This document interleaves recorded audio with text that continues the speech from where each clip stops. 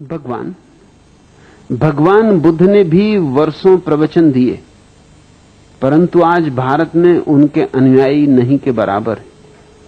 क्या आपके प्रवचन का प्रतिफल भी विदेशों में ही लोकप्रिय होगा, इस देश में नहीं? क्या कारण है कि आपके प्रवचन से अभी तक भारतवासी प्रभावित नहीं हो रहे हैं? जगन्नाथ महतो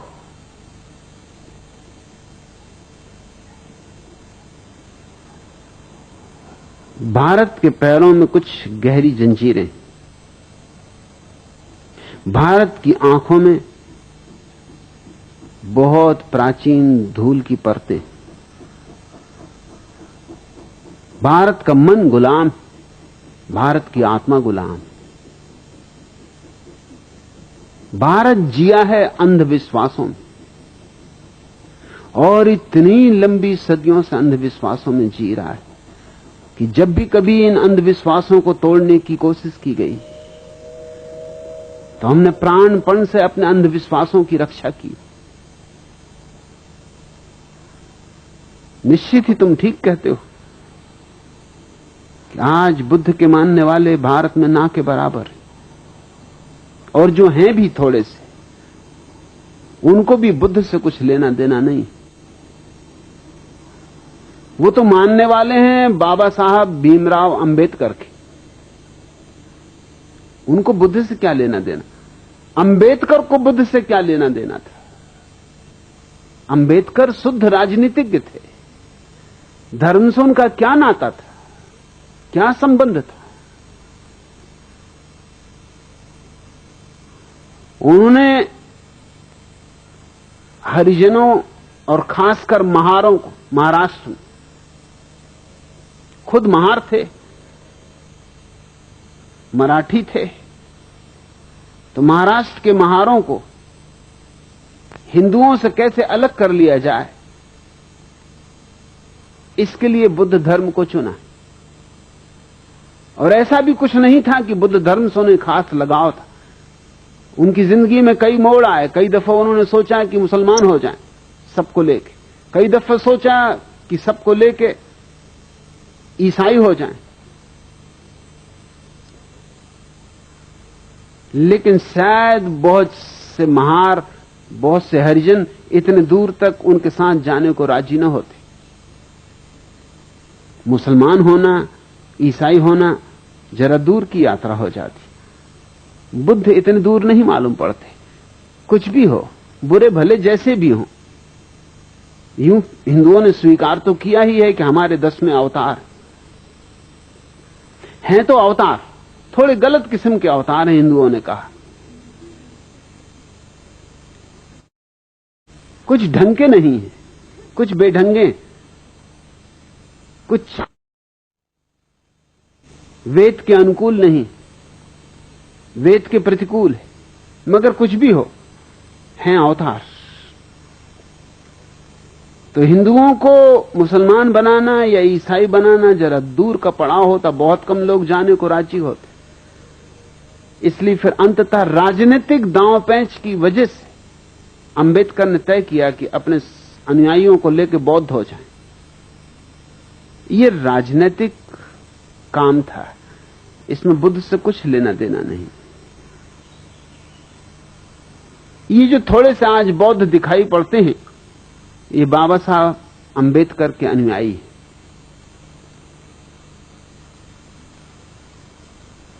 तुम्हारा पूछना महत्वपूर्ण है जगन्नाथ महतो कि क्या हुआ बुद्ध 40-42 वर्षों तक सतत बोलते रहे और सारा एशिया बुद्ध से प्रभावित हुआ, सारा एशिया आंदोलित हो उठा, सिर्फ भारत को छोड़कर। तो या तो कसूर बुद्ध का हो या कसूर भारत का हो, बुद्ध का तो कसूर हो नहीं सकता। हां, अगर कसूर इसको ही कहो तो बात और कि उन्होंने सत्य को जैसा था वैसा ही कह दिया, सीधा सीधा कह दिया, नग्न कह दिया। भारत के पांडित्य के वस्त्रों से न पहनाए, और मैं कहता हूं अच्छा किया कि न पहनाए। भारत ने माना या न माना, लेकिन बुद्ध ने अपनी ओर से चेष्टा में कोई कमी नहीं की। भारत को जगाने का जैसा अथक प्रयास बुद्ध ने किया, न उसके पहले किसी ने किया था, न उनके बाद किसी ने किया। और मैं तुमसे कहता हूं, सत्य के रास्ते पर असफल हो जाना असत्य के रास्ते पर सफल हो जाने से लाख दर्जा बेहतर। बुद्ध की असफलता में भी राम और कृष्ण की सफलता से कहीं ज्यादा मूल्य। बुद्ध एक ही तो बगावती पुरुष है। भारत के जीवन में अगर कहीं कोई नमक है तो वो बुद्ध के कारण, थोड़ा कुछ स्वाद है तो बुद्ध के कारण, नहीं तो भारत बिल्कुल बेस्वाद होता। क्यों बुद्ध को नहीं सुना जा सका? कई कारण हैं। पहला कारण तो भारत के पंडित हैं, पुरोहित हैं। उनका जाल पुराना है, कोई 10,000 साल पुराना है। और बुद्ध जैसा व्यक्ति जब भी कहीं पैदा होगा तो पंडित और पुरोहित उसके विपरीत खड़े हो जाएंगे, क्योंकि उसकी चोट उनके पूरे धंधे को ही तोड़ने लगती। उसकी चोट में उनकी मूर्तियां गिरने लगती, उनके मंदिर भूमिसात होने लगते, उसकी चोट में उनके शास्त्र उखड़ने लगते, उसकी चोट में लोग जागने लगते और देखने लगते कि पंडित तो केवल दुकानदार है, व्यवसायी, शोषक। उसकी मौजूदगी में साफ दिखाई पड़ने लगता है कि पंडित तो केवल बासी बातें दोहरा रहा है, तोते की तरह दोहरा रहा है। क्योंकि बुद्ध की मौजूदगी में तुलना हो सकती। पंडित बुद्ध जैसे व्यक्ति को क्षमा नहीं कर सकते, असंभव है। उनके न्यस्त स्वार्थ इसके विपरीत है। और दुनिया में पंडितों और पुरोहितों का इतना बड़ा जाल और इतना लंबा जाल और कहीं नहीं। ये भारत का दुर्भाग्य है कि यहां सारा जाल इतना प्राचीन हो चुका है कि उसे तोड़ना मुश्किल होता है। वो हमारे रग रेशे में समा गया है। कोई वेद के खिलाफ कुछ कहे, बस न तुमने वेद देखा है, न तुमने वेद पढ़ा है, न वेद से तुम्हें कुछ लेना देना, लेकिन कोई वेद के खिलाफ कुछ कहे, बस झगड़ा खड़ा हुआ। तुम सुनने को राजी नहीं। भारत में आज भी लोग कहे चले जाते हैं कि वेद ईश्वरीय है, ईश्वर ने रचा है। बड़ी हैरानी की बात मालूम पड़ती। पढ़े लिखे लोग, सुशिक्षित लोग, विश्वविद्यालयों में पढ़ाने वाले लोग भी यही मूर्खतापूर्ण बात कहते हैं कि वेद ईश्वर ने रचा है। और जरा वेद को कहीं से भी तो उलट कर देख लो तो तुम्हें साफ हो जाएगा कि ये बातें ईश्वर ने कैसी रची होंगी। हर वेद की ऋचाओं का जो अध्याय है उसके पहले ही ऋषि का नाम दिया हुआ है कि किस ऋषि के ये सूत्र हैं। और उन सूत्रों से जाहिर होता है कि वो मनुष्यों के रचे हुए। कोई ब्राह्मण कह रहा है कि इस साल हे इंद्र देवता मेरे खेत में अच्छी तरह वर्षा करना, मैं खूब दान दक्षिणा दूंगा, यज्ञ करूंगा, तुम्हें खूब सोमरस पिलाऊंगा। अब जरा सोचो, क्या ये भगवान लिखेगा? भगवान का खेत और मेरे खेत में वर्षा ठीक से कर देना, ये तो किसी आदमी की ही बात हो सकती है। ये तो इतनी साफ है कि किसी बच्चे को भी समझाने की जरूरत नहीं। और मामला यहीं खत्म नहीं होता। मेरे खेत में ज्यादा वर्षा करना और पड़ोसी के खेत में वर्षा हो ही ना तो चढ़ोतरी खूब चढ़ाऊंगा। ये तो और भी बात बिगड़ गई। ये तो मानवीय भी ना रही, अमानवीय हो गई।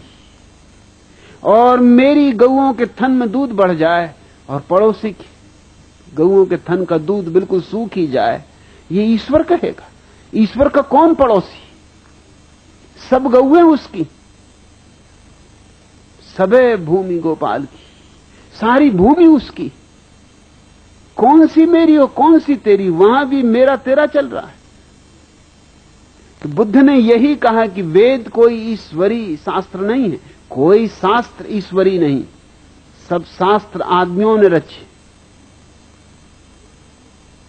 और आदमियों में कई तरह के आदमी, कुछ तो आरिफों ने रचे हैं जिन्होंने जाना शायद वहां कुछ सत्य की दूर की ध्वनि सुनाई भी पड़ जाए, मगर ये गऊओं के थनों में दूध बढ़ जाए इसकी प्रार्थना करने वाले लोग आरिफ नहीं हो सकते। ये मेरे खेत में ज्यादा वर्षा हो जाए और पड़ोसी के खेत में ज्यादा वर्षा ना हो, ये आरिफ नहीं हो सकते। बुल्ले शाह ऐसी प्रार्थना नहीं कर सकता, कबीर ऐसी प्रार्थना नहीं कर सकते, बुद्ध ऐसी प्रार्थना नहीं कर सकते। बुद्ध ने तो अपने शिष्यों को कहा कि तुम जब ध्यान करो और ध्यान में जब तुम आनंदित हो उठो, तो ध्यान की पूर्णाहुति हमेशा इस बात से करना कि मेरे ध्यान से जो भी आनंद मुझे मिला है समस्त प्राणियों में बढ़ जाए, समस्त प्राणियों में बेशर्त बढ़ जाए, मेरा ही न रह जाए। क्योंकि जो मेरा रहेगा तो मर जाएगा और जो सब में बढ़ गया तो बच जाएगा। बांटने से बढ़ता है, रोकने से घटता है। एक आदमी ने बुद्ध से जाके कहा था कि आप कहते हैं तो करूंगा, इतनी भर आज्ञा चाहता हूं कि मेरा जो पड़ोसी बहुत दुष्ट, उसको छोड़ के मैं कह सकता हूं कि सबको मिल जाए। मुझे जो आनंद मिल रहा है ध्यान से, पड़ोसी को छोड़ के सारे जगत को मिल जाए, पशुओं को, पक्षियों को, पौधों को, पहाड़ों को, जिसको कहो, मगर ये मुझसे ना हो सकेगा कि इस दुष्ट को मिल जाए, इसको भर छोड़ने की आज्ञा दे दें। बुद्ध ने कहा उसके छोड़ने में ही सब गड़बड़ हो जाएगी, क्योंकि मैं वही मन तो बदलना चाहता हूं जो दोस्ती और दुश्मनी की भाषा में सोचता है, जो अपने और पराये की भाषा में सोचता है, जो मैं और तू के भेद में सोचता है।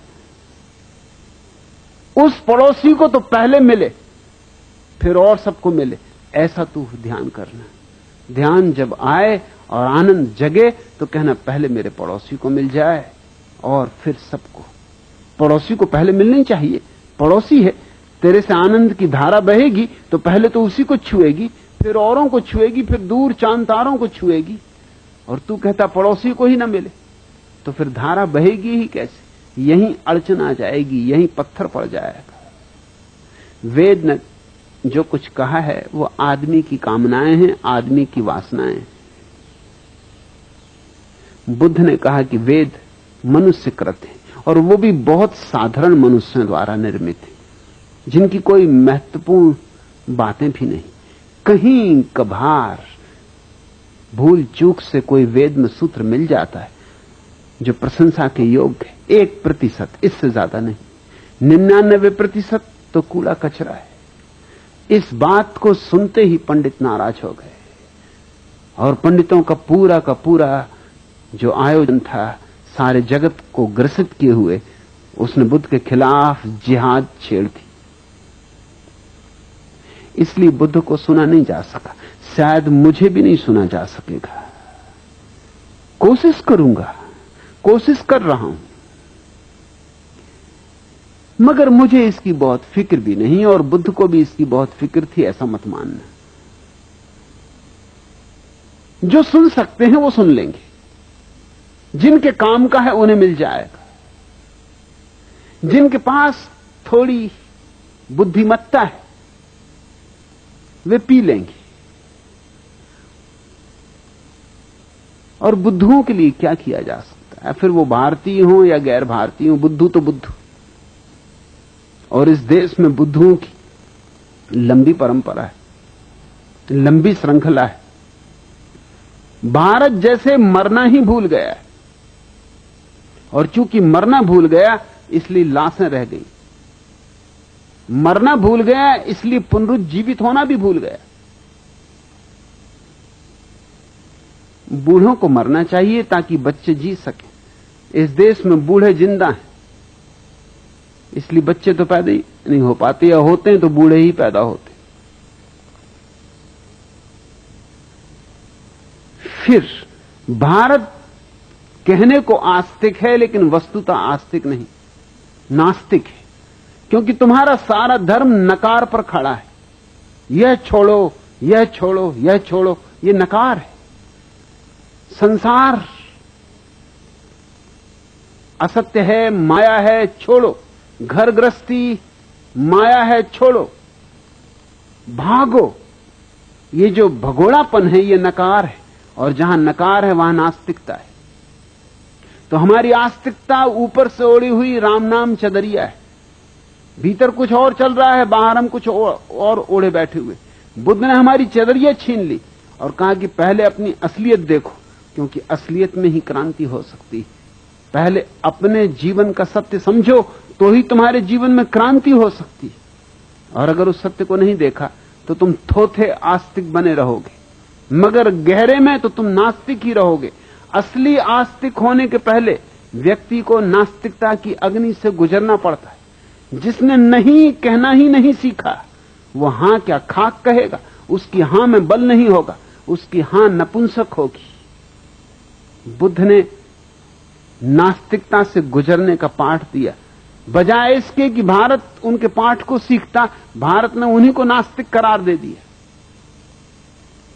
मैं भी तुमसे यही कहता हूं कि पहले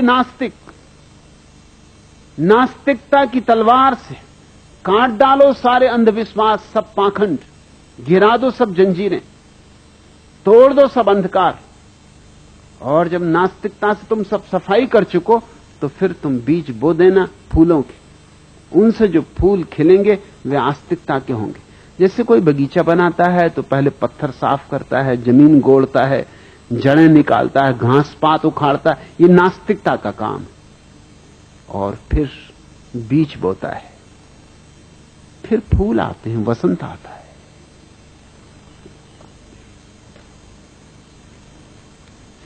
क्या उसका गिला कीजिए, क्या उसका गिला कीजिए, उसे प्यार ही कब था, वो अहद फरामोश वफादार ही कब था।